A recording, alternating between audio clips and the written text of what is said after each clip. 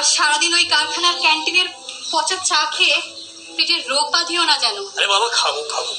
আচ্ছা বাবা, তুমি আজকে আবার ভোলা মাছ আনলে? হ্যাঁ রে মা, অনেকদিন পরে বাজারে পেলাম, একেবারে ফ্রেশ। আমার ভালো লাগে না, তুমি কেন আনলে? হ্যাঁ, ভোলা মাছ ভালো লাগে নাকি? ভোলা মাছের দৃষ্টি শক্তি বাড়ায়। তুমি চুপ করো তো, ওকে অত বোঝানোর কি দরকার? ওর তো কোনো মাছই ভালো লাগে না, রোজ ডিম না হলে মাংস। আরে এসব বললে চলে নাকি? সব কিছু খাওয়ার অভ্যেস রাখতে হয়। আমার ভালো না লাগলেও খেতে হবে। হ্যাঁ, খেতে হবে। আরে অভ্যেস করতে হবে, মানুষ তো অভ্যেসেরই দাস। আচ্ছা আচ্ছা, ঠিক আছে ঠিক আছে, আর মেয়েকে অত বকাবকি করতে হবে না। শোন মা, কালকে তোকে আমি মুরগির মাংস এনে দেবো। হ্যাঁ, আজকে তুই ভোলা মাছটা খেয়ে নে, লক্ষ্মী মা আমার। তুমি চুপ করো তো। আরে মেয়ে মানুষের সবকিছু অভ্যেস করতে হয়। যখন বিয়ে হবে তখন শ্বশুর বাড়িতে কি শুধু ওর পছন্দেরই খাবার হবে নাকি? আমি কি যাত্রার সঙ্গে আমার রাজকন্যার বিয়ে দেবো নাকি?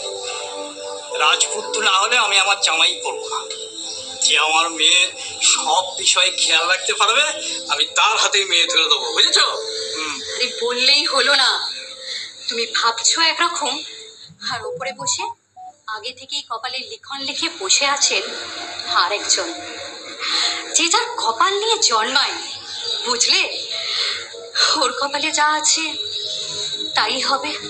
ধর, এখন আবার বিয়ের কথা উঠছে কেন বলো তো? না, উঠবে না, বয়স যেন হচ্ছে না যেন। শোনো, এখনো 8-10 বছর তুমি কিন্তু এর বিয়ের কথা একদম ভাববেই না। আমার মেয়ে লেখাপড়ায় ভালো, বুঝেছো?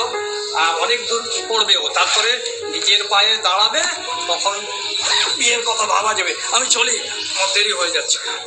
সাবধানে যেও। হ্যাঁ হ্যাঁ হ্যাঁ।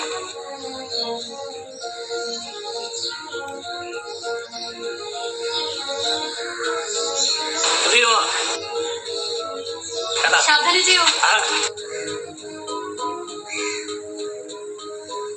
চল, খাবি চল।